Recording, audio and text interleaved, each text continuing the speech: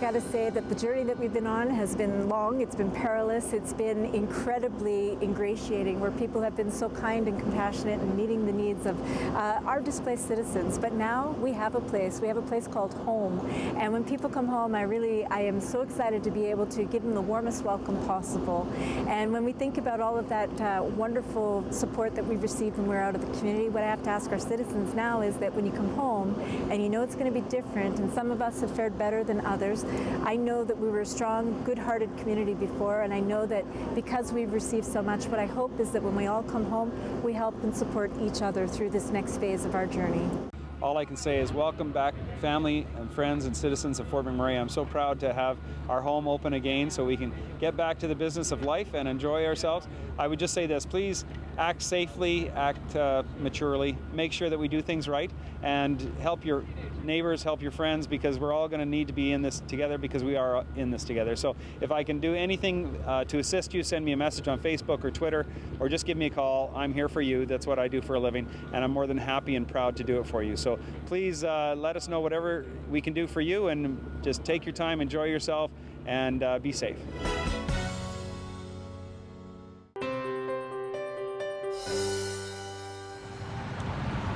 On May 3rd, thousands of McMurrayites evacuated the city, going their separate ways, dispersing across the country. Now that it's safe to return, the Canadian Red Cross wants to help reunite evacuees back to the city they once fled. Thanks to the generosity of Canadians across the country, we've been fortunate to be able to provide different means of transportation for evacuees back to Fort McMurray. Up until now, the Canadian Red Cross has been covering costs for buses back to the Wood Buffalo region. But come June 10th, McMurrayites will take to the skies. As soon as the airport becomes operational, we will be able to augment that bus transportation with flights, thanks to our very generous partners. Whether you stayed here in the western provinces or made your way back out east to the Maritimes, the Canadian Red Cross is helping McMurrayites coast to coast. We are able to transport folks across the country. Fort McMurray is one of those cities that has folks spread out across it.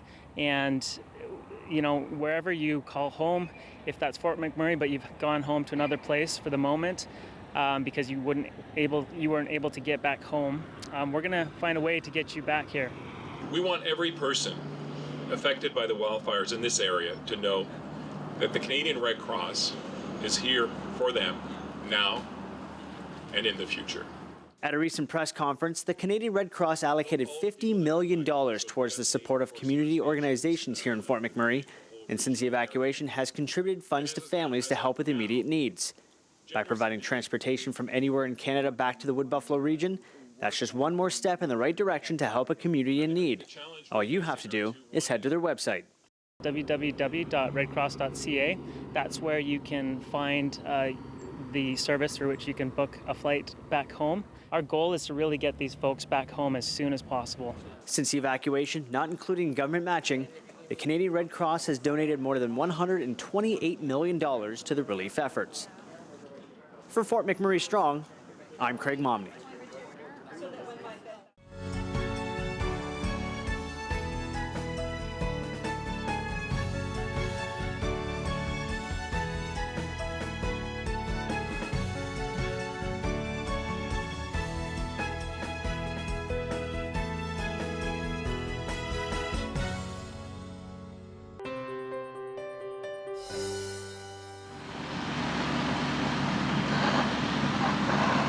So I heard somebody running through the hall saying we got to get out of here, and when I went out and asked somebody what was going on, they said, you know, there's a fire across the road, and he took me down to his room and we watched it from the balcony for a little bit, and you know, it looked like the roof and the front half was on fire and it spread really quick.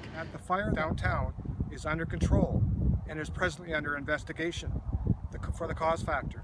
I can say that this fire is not related to wildfires. The situation is safe at this time, and we are continuing to investigate this incident.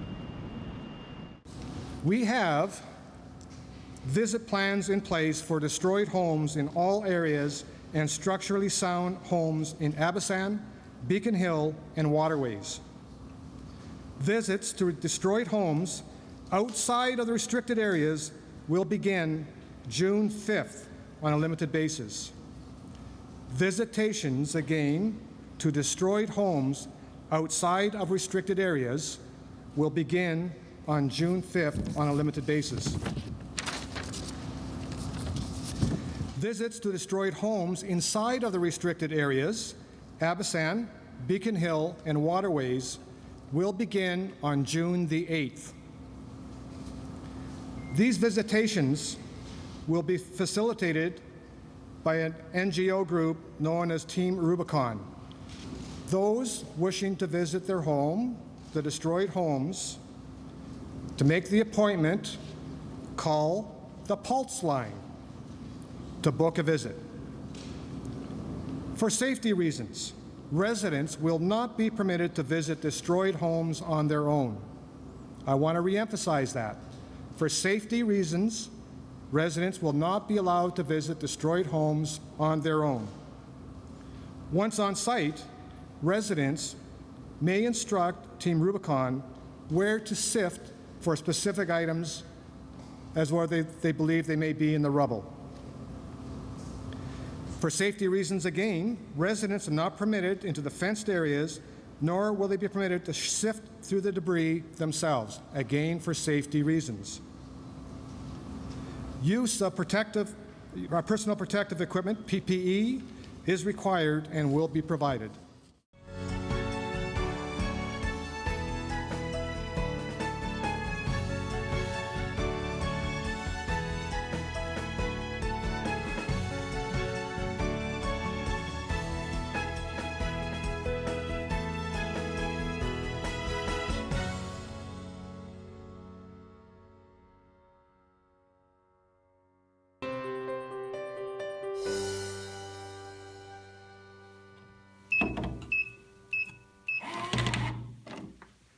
When you go in, start documenting everything you can. Any damages that you see, take photographs, make some notes. If there's contents damaged, make a note of that. You can start making a list of contents that are damaged, that you don't think will respond to cleaning or physically damaged, with what it is, how old it is, and what it's going to cost to replace it today. The details on what you do to document your loss are the same. The only differences would be your coverages, depending on what kind of a policy you have. There could be limits on additional living expenses. There could be limits on contents itself. So you really should contact your assigned adjuster that's handling your claim and ask for those details. If you're a landlord, you really need to help coordinate. We're getting this question a lot from some of our renters. You need to coordinate with your renters, your actual tenants. And that way, they have contents that are not covered by the landlord's policy on the building. So those all need to be cleaned, and there's no sense cleaning the building if it's full of smoke damage and smelling contents, because that'll just kind of reciprocate and the smell will come back again. So communication is key with your renters to make sure you coordinate contractors and timing of cleaning. As a renter, the same thing, communication's key. If your landlord is not contacting you, take the first step to do that and contact him or her to ask, when is the cleaning going to be done? And maybe you can even co-align with the contractor that's doing it, because if they are a certified insurance restoration contractor, they'll be able to deal with both the building and the contents. For somebody who has a complete loss, what they're going to first do is meet with their adjuster. They're going to go over the condition of the house before the fire, what the construction was, the details to the rooms inside, some measurements of each room if they know possible.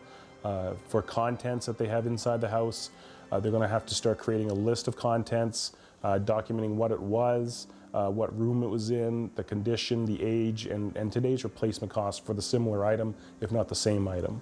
So it's going to be a long process to do all that work, because people, it's their whole lives that they have to kind of document for us, so we can help them kind of recover from this. Your insurance company can help you with everything from replacing your contents, finding a contractor, finding a temporary place to live, and give you some good advice on how to look after yourself during a loss like this. We do this type of thing almost every day. We understand that you have not, and you've suffered a great loss, so that's where we're here to help, and this is our time to shine with customer service.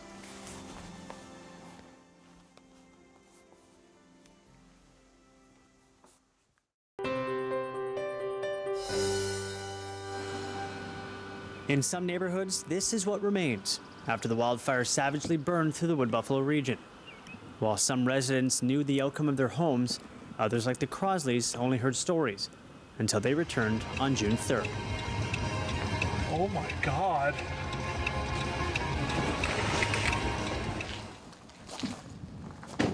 We thought for sure our house was gone. There was a video going around of this guy on a pedal bike coming right down here at Real Martin, and what we did was there's a bus stop out here, and I actually counted back how far our house was, and it's a miracle. 10 meters. That's all that separates the family's home and the devastation. Their neighbor's house still stands, and although it sustained physical damage, it's been deemed unsafe.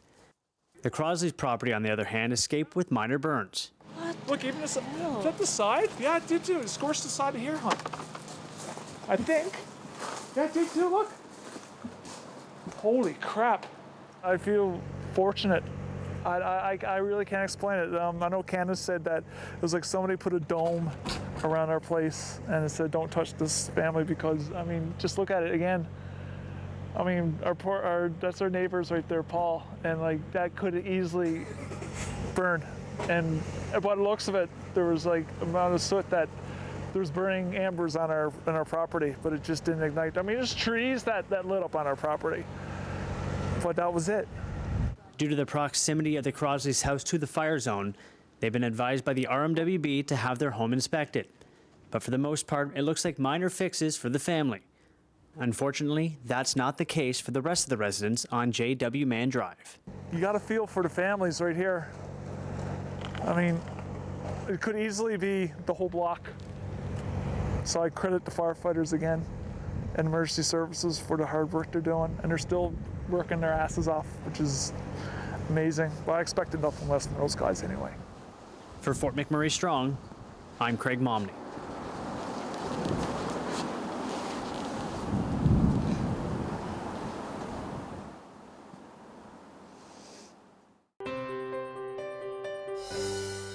It's hard seeing these images, friends' houses, family members' houses,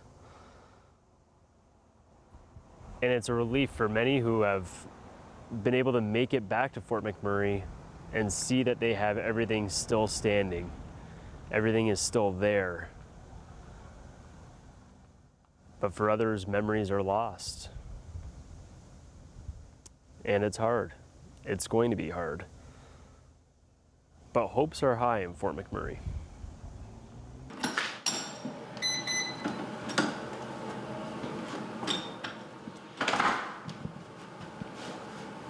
What's it like coming back to your house for the first time? It's an awesome feeling to be back home. You definitely can smell a little bit of smoke from the fire, but you know, we haven't been in this house too long. We just purchased it a couple months ago. So it's a great feeling. We've been bouncing around to different spots. So being back home, you know, this is where we want to be. James is just one of the workers who work at the oil sites. This is home, not only for him, but for his girlfriend as well. He plans on getting started on the cleaning preparations before she arrives, but for them, it's just nice to be back. I think the smells in the house will be a little bit different for her, but we'll clean up. We'll get started, and just thankful we have a home to come back to. On the other side of town, country music star Chantel Davidson arrived to her home for the first time.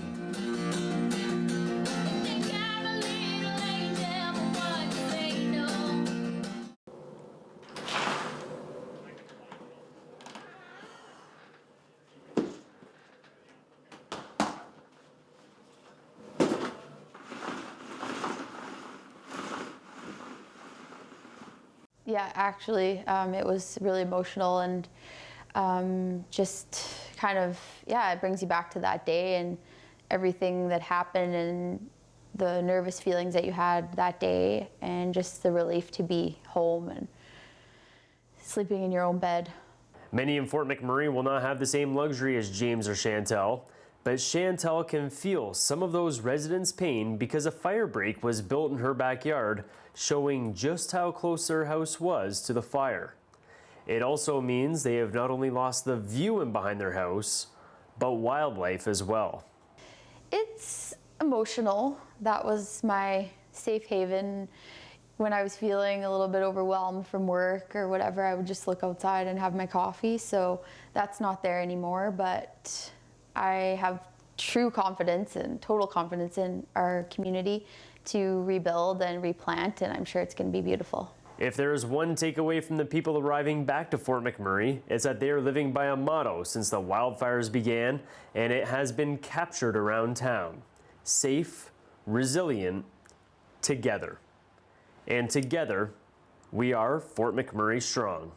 I'm Doug Roxburgh. From Maureen, it just says, here, here, big thanks to Amanda. Your hard work is appreciated. Can't wait to go home. From Lorraine, it just says, thank you so much for all your hard work and all the updates. It is truly appreciated.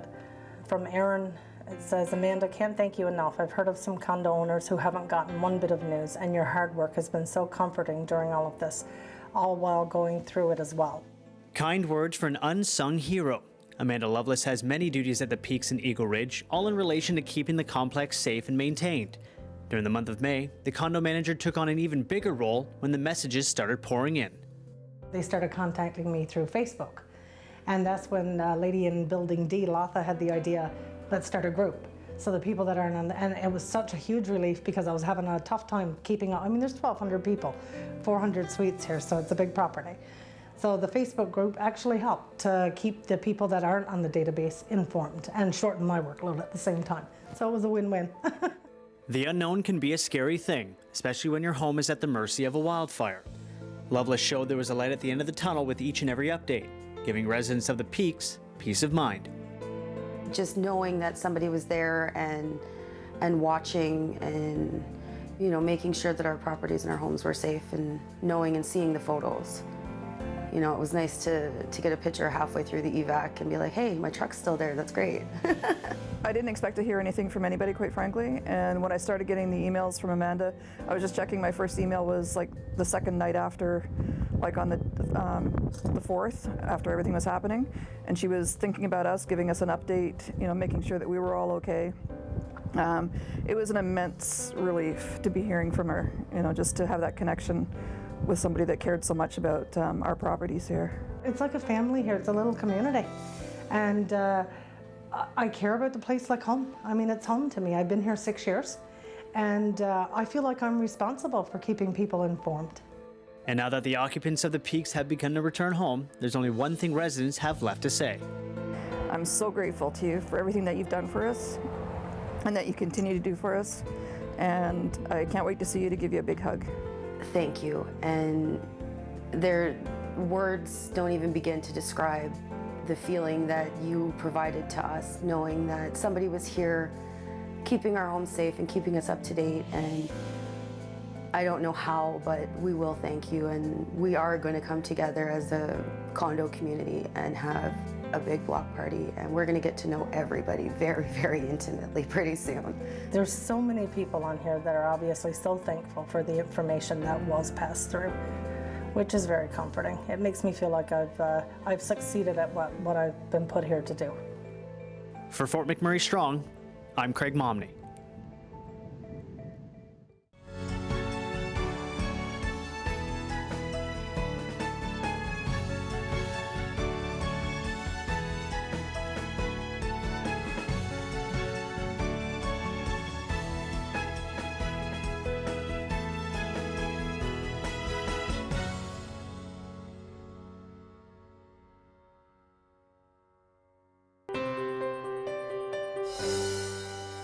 We're learning all about helping people in Fort McMurray right now with Momentum Group for walk-in counseling. People have seen so much. They've gone through a ton. What would you say to the people that are now heading back home and they're stepping back into that zone again? I'm sure that that's been the main solution for them, is to get home and see what's going on in their home, what's going on with their neighbors, what's going on with their community, and getting back to some sense of normal. So we can hope that for a lot of people that is exactly what happens. We also know that as a community, as people people have gone through really distressful and tragic events in the world. And so there are lots of resources, there's lots of resiliency when a community works together. Is there any moment, though, that you should be able to look in yourself and say, you know, these things are happening to myself, this is a good time to reach out? Well, one of the things that we have noticed in walk-in counseling is that, you know, everybody has a limit. So if it becomes too much and they're starting to notice they're not sleeping very well, they're more irritable, they're just so stressed out, it might be worth talking to a counselor about some stress management, some anxiety issues, some loss. Those are real common themes, of course, at this time. Sometimes they need to talk to a specialist, and there are specialists available as well. And that specialist would be looking at some issues around trauma. Fantastic. And should they still be in Edmonton or returning back to Edmonton? How do they do that? Well, we are a walk-in counseling program, so we are available 6 days a week. So clients can, of course, go to our website, www.walkinedmonton.org. It isn't just for Edmontonians, but it's easy for people to spell Edmonton. So walkinedmonton.org. Our phone number is 780-757-0900. We have volunteering health professionals who are here to talk to clients about how they're coping, and we have begun to see a few people who are from Fort McMurray, and we welcome more. So give us a call, check out our website. We're here to help. We want the residents to understand that it is a difficult time with the boil water. We understand that, and we appreciate that. It is for their safety and for the resiliency of the community. We ask everybody to, bear with us. We as staff are, having to withstand it as well. We're working diligently to get the water recertified, all the facilities back up and running, getting the boil water lifted. Right now, tentatively, it is for the end of June. The Welcome Back package is quite specific and gives quite a few resources on how to deal with your water during the boil water. The biggest one is, yes, you can have a shower, just, don't ingest it. Small children should probably be hand washed, just to, be an extra caution. The one part of this that hasn't been well, broadcast is that the wastewater side is in a bad way as well with the fires, the lack of people in the community, and that we would ask that people, when they return to the community, be mindful of the amount of washing that they do right away. Any large amounts of detergents in the system will not benefit the wastewater treatment plant at this time. So if we would ask, as part of the process of coming back, to be mindful when they're doing any sort of washing right now. We want to send a representative to each home and business. When we get there, we're going to have them do a safety inspection of all the gas appliances at that location. So they'll go through everything, make sure it's working properly, then we'll relight that customer. The way that we're asking people to contact us is through atcoresponds.com. They can fill out a form. They fill out that form. It goes into our call center and our dispatch. There are other ways though. We recognize not everybody has internet access, so they can also visit the welcome centers in Fort McMurray, and we have representatives at each one of those welcome centers to help people through the process, make sure that they get their service restored quickly and safely. So after you submit the request to have us come out and do a relight, put that placard in your window, someplace visible that our staff can see from the street. And as we're going through a neighborhood, if we see that placard, we're going to come to your house and we're going to get you relit. We're doing the exact same thing for businesses. Businesses call in, go through the same process. We'll show up and we will make sure that things are safe. We'll do the inspection and we'll get them back up and running. Well, what it really will help us do is be more efficient at getting all those relights. They'll be able to go into a neighborhood, they'll see the placards, and they'll literally be able to go house by house, which really helps us be more efficient and helps people get their service back sooner. We are working closely to align with the municipality's schedule. So as they let communities back in, we're resourcing to be able to meet the demands of relights in those communities. Over the next week, we're going to have a large number of staff in the area being prepared to get out and visit all of those customers. Our people are trained. This is what they do every day across the province. They're the experts in the field, and we really want to go out. We want to make sure people's homes are safe before they get gas service restored to them. We want to come out and help them do that, and there's not a charge for us to come out and do that for people. Really proud of how everybody across ATCO has come together and supported this, whether it's the people working directly in Fort McMurray or the people back in our other operating centers supporting this. It's been fantastic, and we are really proud of how it's come together, and we've really enjoyed working with the municipality to make this a coordinated response. Really, the best thing people can do is go to atcoresponds.com. It has all the information they're going to need regarding restoring their gas and electrical service in the Fort McMurray area.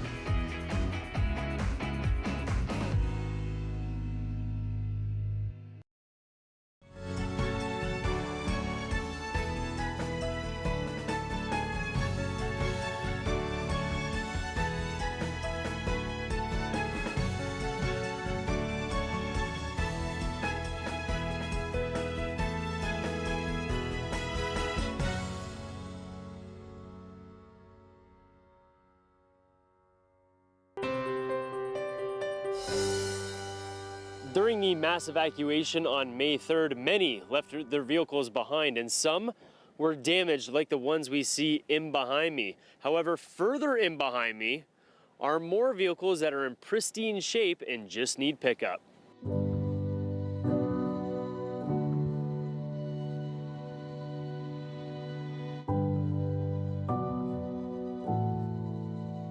Anything that was in either in danger of being burnt or in the way of essential services, working on any of the infrastructure, they were towed here, or of course anything that was on 63 that was in the way and out of gas, we towed here. So we're down by the water treatment plant. So if you know Fort McMurray, it's on the north side of the bridge. When you're heading out to site, you'll look off to the side and you'll see a whole field of cars, and this is where we're at. The number's online, and it's 780-838-9595. Call ahead. We'll take your plate number. You're going to need that because we don't have all the bins. We will get the car out and ready for you, and then we'll take your number and we'll call you. You come down that way there. It saves you waiting around this the yard. It's a nice yard, but sometimes a little muddy. You're probably better off staying at home cleaning. So you're going to have to bring your ID, which is your driver's license. We'll take a photocopy of that. Then we'll get you to fill out. I'll fill out this form with your plate number. You'll end up signing it, printing your name, and you're out the door. That's it. The municipality has taken care of all of the towing fees and storage fees for everybody, which is fantastic.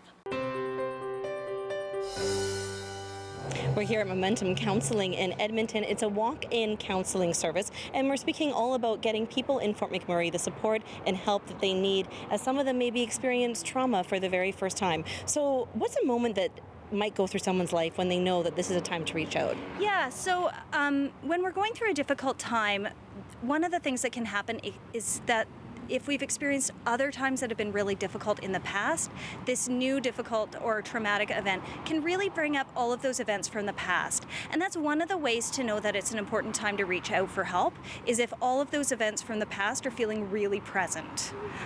So that when you speak about reaching out and getting the appropriate help, there's so much help out there. What type of trauma expert, should they reach out to? Yeah, so it can be really difficult to know what kind of counselor you're looking for. And so to really call counselors, counseling agencies, the Psychological Association, looking at the Clinical Social Work Registry, and really looking for people who have specialized training in trauma, because that is considered a specialty within the field, and those are going to be the people who are going to be most effective at helping people right now. Now, it's not just ourselves. We have so many loved ones and family and friends, and as you are continuing to remain a group and to staying strong together, what are some signs that we should all take in that, we can see something in a loved one and help them get the appropriate assistance? So some of the things you would want to look for in a loved one would be things like people feeling constantly on edge and not able to relax to the point where it's really affecting day-to-day events. You'd look for things like increases in use of alcohol, uses of drugs, maybe those old behaviors coming back. That would be something that might be a concern. Or even just really hearing people start to speak about themselves in really negative ways. All of those things are signs that it's time to reach out sooner rather than later. Fantastic. Thank you so much for your help. If you're in need of aid, please follow the information on your screen. We have created this dedicated Shaw TV channel to help Fort McMurray residents stay connected to the latest community news and developments as they return home following the devastating wildfire in May. If you have important information or a story idea, please contact edmmc@sjrb.ca.